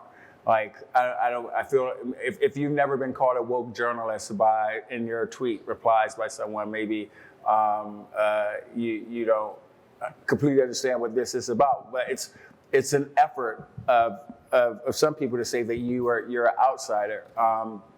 And we see that in some really interesting conversations when it comes to faith and politics, because there's been, as many of you all know, the past 4 or 5 years, there have been some real wars and battles within the faith community about what's happening politically, and churches splitting up and people stepping down from leadership, and folks leaving the faith as a whole because of a desire to be on like certain sides of certain issues. And I think this topic is important because we're going to see a lot of it in the midterms, and we're going to see a lot of it in 2024, which will be here very soon. And these issues won't be going anywhere. Linda Kinsler. I just want to go back to something, Eugene, that you mentioned very briefly about evangelical seminaries and reparations. I'm just wondering if you can talk a little bit more about that. And in general, I'm really curious to hear about how the discussion of reparations plays into the discussions about among the Black religious community and Black secularism, kind of calling back to Ta-Nehisi Coates. Yeah, so the point that I was making is prior to Trump, one of the most prominent conversations about racism within white evangelical spaces had to do with the origins of the Southern Baptist Convention, which some of you may or may not know. It's the largest Protestant denomination and was formed in part over disagreements about slavery. The Southern Baptist Convention wanted to keep slavery at least going, or at least not criticize people who chose to continue to enslave Black people. And so the conversations about the role of conservative white churches in anti-Blackness have gone in some circles beyond just looking at churches and denominations, but also seminaries and missions organizations. I haven't read it in a long time, but there was something happening with Southern Seminary in Louisville, I believe, and conversations about reparations. Their president, who I think is still Al Mohler, came out and perhaps obviously not in support of reparations, and it was like a big deal. One way of thinking about it is that I think it was Princeton University. Princeton Seminary actually involved in some reparation work through scholarships to descendants of slaves. And that's happened in a couple of other this is a good example of like progressive majority white institutions that have said, yes, we are complicit, we'll change the names, we'll give like some financial remuneration. And in general, the white evangelical churches have said like, no, we're not gonna give any money or any kind of institutional reparations in the same way. Briefly, one example, arguably, of reparations within Christian higher education outside of evangelicalism would be what's happening at Georgetown University, which, as you all know, is a Jesuit school.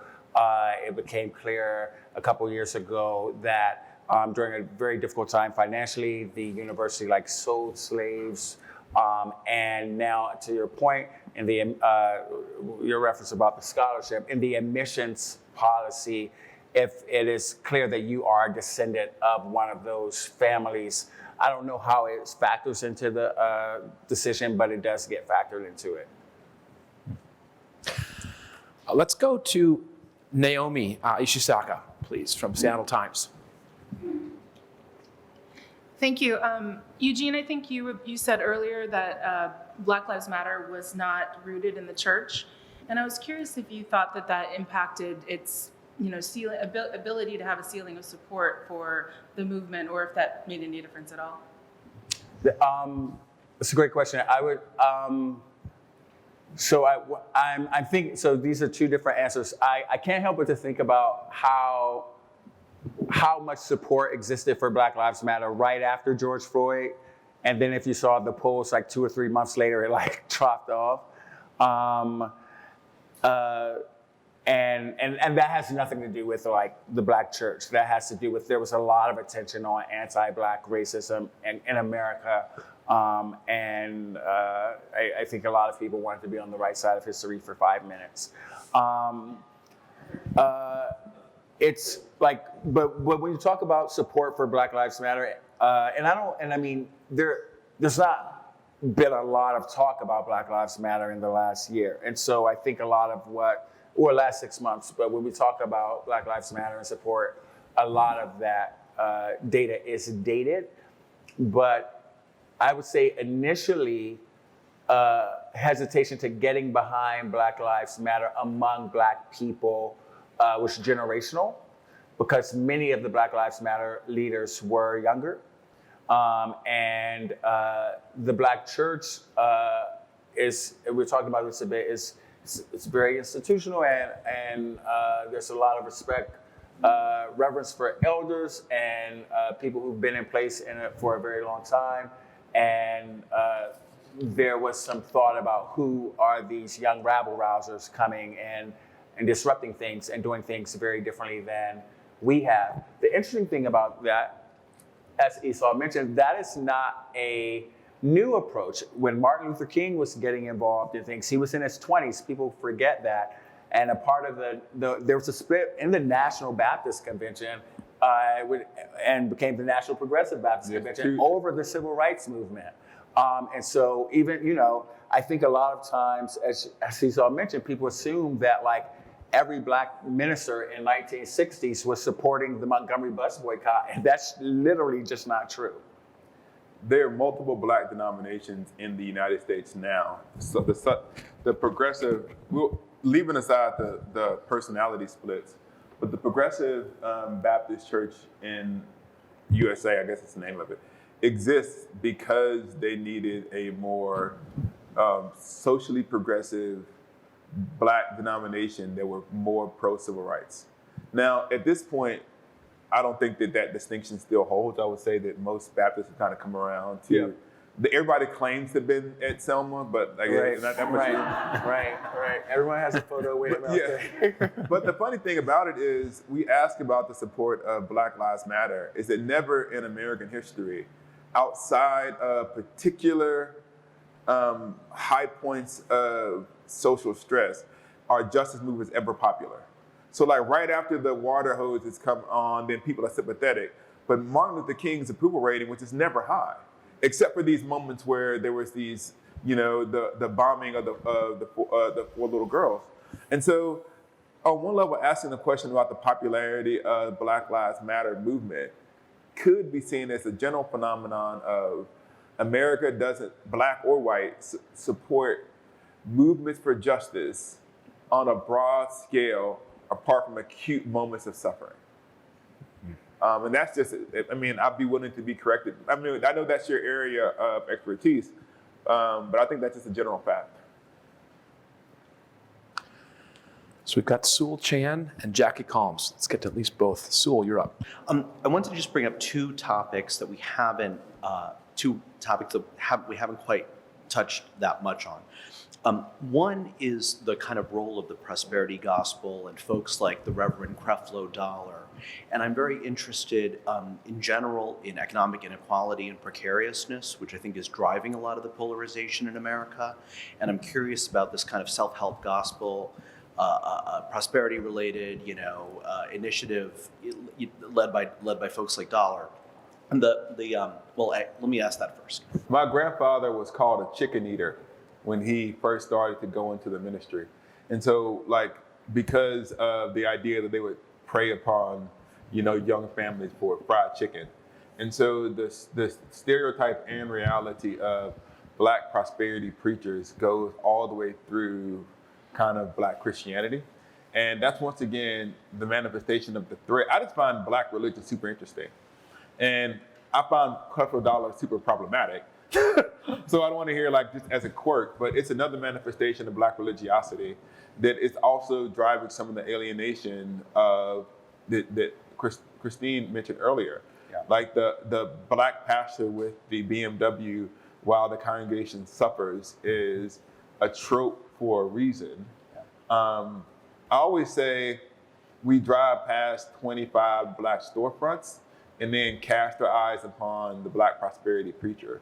But if you just do an economic analysis of the majority of Black pastors at bivocational pastoring storefront churches, most Black pastors aren't making the money that Creflo does, but it's definitely a phenomenon.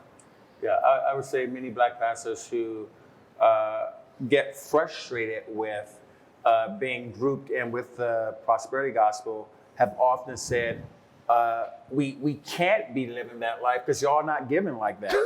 The numbers aren't there.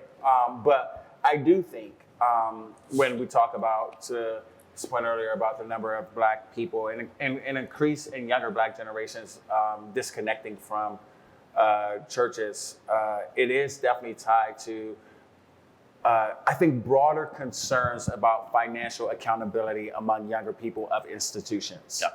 Right? I think a lot of young people want to know, what are these organizations doing with the dollars we're giving them? If you'll allow a second, just final question. We haven't talked much about, we talked a little bit about Warnock, but, I'm thinking about Jesse Jackson, who I think in many ways, opened up political possibilities that sometimes are forgotten. And, I personally think that it opened up possibilities that may have led to the possibility of Barack Obama in 2008. And I'm curious about whether you see any trends about, the idea that the head of Ebenezer, a Baptist, running directly for office and starting at the federal level is, kind of astonishing. And do you think that there's any kind of, direct mobilization or desire for kind of, elected service that is percolating as a result? I actually hadn't given much thought to that, but that certainly is interesting and worth considering. I don't know how many other examples there are of that being successful, right? Probably none. I should spend some more time looking at the political biographies of other successful Black political candidates who, yeah. Now, forgive me, was not John Lewis ordained? He was, yeah, I mentioned earlier, yeah. If I'm going to be weak on the modern moment, but out of Reconstruction, a lot of those, I talked about the combination of social, cultural, and economic power in Black churches. So coming out of Reconstruction, you have a lot of those early Black leaders are clergy. Civil rights movement, Jesse Jackson, John Lewis, Al Sharpton, like that era, the people who survived the civil rights movement, who still alive when the dust settled. But it feels like after that, and this is where my history doesn't go this far. After the civil rights movement, you've gone beyond my confidence. But it feels like from the 80s up through the early, that ceased. There wasn't a generation of non-civil rights movement involved Black religious leaders who transition to politics until you get to Warnock. Yeah. So it looks like the people who were around in the civil rights movement went into politics, and then their kids didn't do it except for Warnock. And so I don't know if that would lead to another movement, but it would seem like to me that since the people who are leading the movement now aren't religious leaders, that you're probably going to see the Black Lives Matter people go into politics and not a return to religion, because for the most part, the people who are leading these activist movements aren't religious leaders. And so an example of that would be, you are seeing some people come. Well, I was going to say, you're seeing some people come out of that activist movement and go into politics, like Cori Bush from St. Louis. Exactly, that's what I was thinking. But I'm pretty sure she's an ordained minister as well. She might be. Yeah. But I think the mayors of Jackson, Mississippi, the mayors of Birmingham, are all like young millennials, Black millennials who, if weren't a part of the movement, were like on the like outskirts somehow. I don't know that they were ministers as well. But I think the important point is still a significant percentage of Black Americans still live in the Bible Belt. And so having some loose ties to the church will be important to being able to be elected. And I'm sure when they're making their rounds, if they're like, I'm not a part of this congregation, my mom was. Yeah. Just a real quick reference point on the first question you raised. We did host Kate Bowler talking about Blessed, a history of the American prosperity gospel in, I think, November of 2017. And that was a very good talk that touched a little bit on pockets in the Black church as well, and explaining some of that. And we also did a podcast with Robert Jones on the denominations question a little bit with the Southern Baptist Convention. That's part of things. Carl Cannon of Real Clear Politics. All right. I have a question. It's the same question for both of you with just a 1 or 2 word difference. Have either of you thought about, and if you haven't, would you care to think aloud about the ramifications of Senator Tim Scott on the Republican presidential ticket in 2024? Gene, you and I cover politics, so if you could handle the political ramifications, and when I say on the ticket, either as the nominee or as the vice president, but just for the sake of argument, let's say not running with Donald Trump. Sure.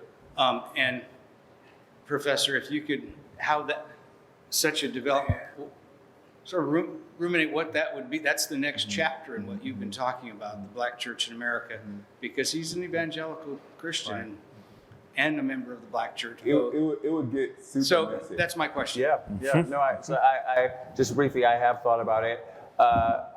I believe that if Tim Scott ran either as vice president to Trump or the nominee, he would get a higher percentage of Black voters than the GOP has ever gotten before. I do believe most Black people would still vote against Tim Scott because despite being Black, despite being a Christian, despite being from South Carolina, he will still be a Republican. And it's very interesting. We were talking earlier about identity and the ranking of identities and how you are seen first. And Tim Scott is not a popular person among Black Americans, in part because of his affiliation with Donald Trump. But what do you think would happen in terms of outcome? How well do you think he would do with Black Christians? 12%. Yeah. So the majority would still vote. I'm thinking if Trump was 8%, I'm just picking a number. Yeah, I think maybe he'd 12%, 12 to 15. Records. Yeah, but it would still be the minority. That's just like that's your area. But I would just guess 12 to 15% maybe if Trump got 8. Yeah. And I think it would actually, what you would actually see is probably a greater polarization between Black male and Black female votes. Sure. So I don't know if he would increase on Trump in the Black female vote. Yeah. I think he might win some on the Black male vote. Yeah. But I'm not. That's your. No, it would be area. interesting. A lot of it has to do with is he running with Trump. If he ran with. Oh my goodness. Sorry. Yeah. I should stop talking. Yeah, it would be interesting. Jackie Collins, Washington Post. Hey. Los Angeles Times. I just had a couple quick questions to follow up on things that have been said. One is going way back when both of you were alluding to the alienation on the younger generations of Black people to the church, to the Black church, which the way you were describing it was very resonant to me as someone who's a cultural Catholic who is constantly in conversations with fellow Catholics and ex-Catholics about having grown up, 12 years of Catholic school Right. for me, church every Sunday, sometimes on Saturdays, and I just miss, and our conversations are, we miss the cultural Catholicism, we miss the fact that our calendar literally revolved around the church calendar. And I just wonder, so my question is simply whether I'm assuming, of course, there's some connection here, there's some commonalities. What do you see as distinct between, for what younger generations of blacks are feeling towards the black church as opposed to what Catholics, the alienation, but the nostalgia that Catholics have for their church? I've often tried to, I probably should use the Catholic Church as a better frame. I've often thought that the black church is closer to the Catholic Church in that the Catholic Church holds greater ideological diversity than kind of most Protestant religious traditions. And that it's sometimes hard, even though the Catholic Church has been affected by polarization too. But in general, if you think about New England Catholics as being kind of, during a certain period of time, being kind of a different kind of political animal.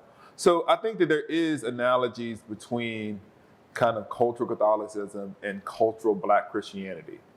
I don't know how much further to draw that analogy because I can't speak to, other than in general terms, the alienation coming out of things like the abuse scandals in the Catholic Church leading to disillusionment, and some of the other scandals that are of a different nature that have impacted black Christianity in the South.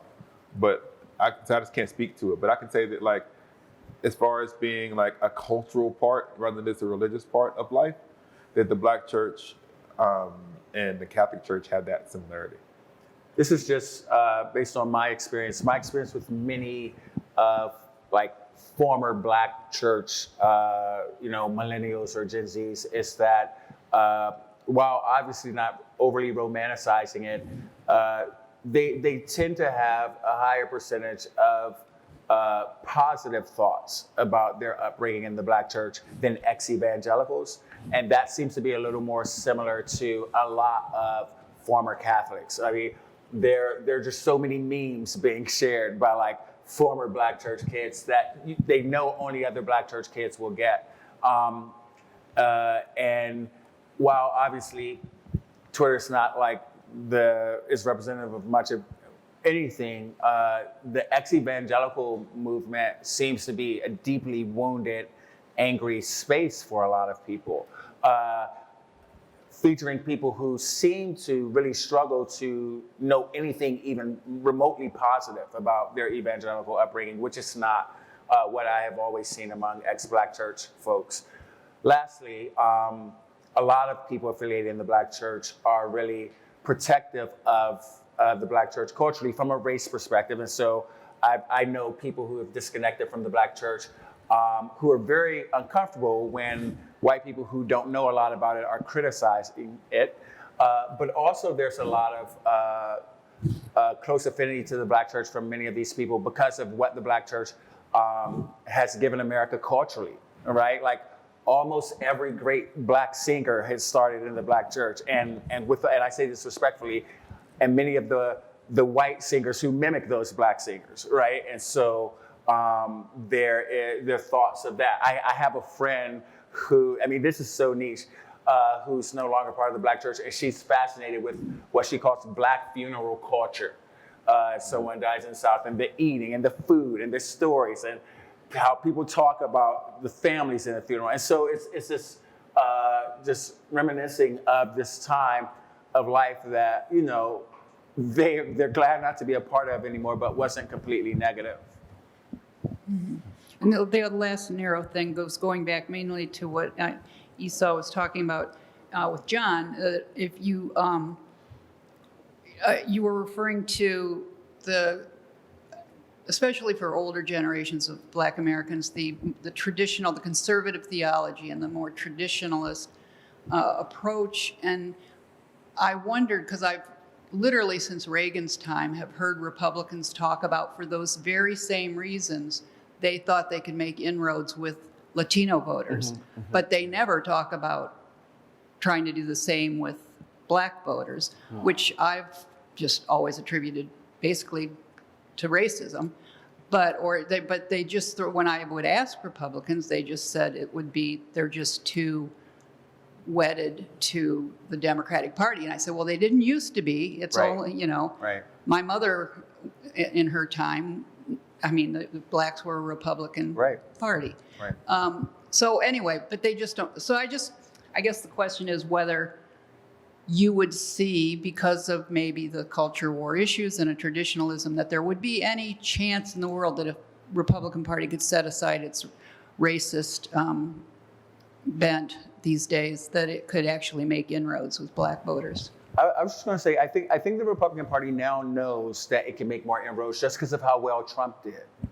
Like, and one can make the argument that doing that well with Trump suggests that maybe they don't have to put aside the racist rhetoric and ideas.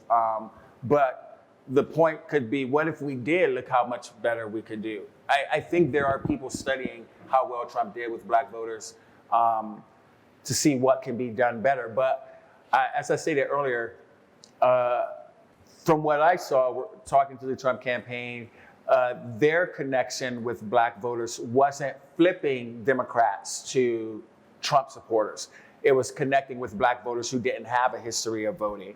Right. And many of those black voters being men or working class blacks or Southern blacks or people who, because of other reasons, might be a bit more receptive to conservative ideas politically than some people who were voting Democrat for decades. I'm going to just say this, and if I'm wrong, Eugene, you can correct me. I think in general, the immigrant experience to the United States is much different than the black experience in the United States. And there's also different voting patterns for black African American, like Nigerian and Ugandans who come to the United States in general. Mm-hmm. So one of the things that tends to happen, at least in the black context, is that we expect black African American descendants of slaves tend to want to expect immigrants to come to America to kind of become up to date on our historic grievances and then join in our fight for liberation. And a lot of immigrant communities are trying to assimilate into American culture. And so for those reasons, they tend to be more open to the Republican Party than black people who kind of come up through the story of the Civil Rights Movement and those kinds of things. So I just think that in general, that's the reason why certain immigrant communities have been seen as more fertile ground than African American descendants of slaves as a voting bloc. Is that roughly accurate? No, it's very true. I think, and that is, yeah. I mean, it's so niche, but it's such a real topic in terms of which black people are voting for who and when and why. Yeah, there was a lot of conversation about this in relation to like Kamala Harris, of course. Yeah. Well, perhaps one part hopeful, one part tragic. Thank you for a wonderful discussion, gentlemen.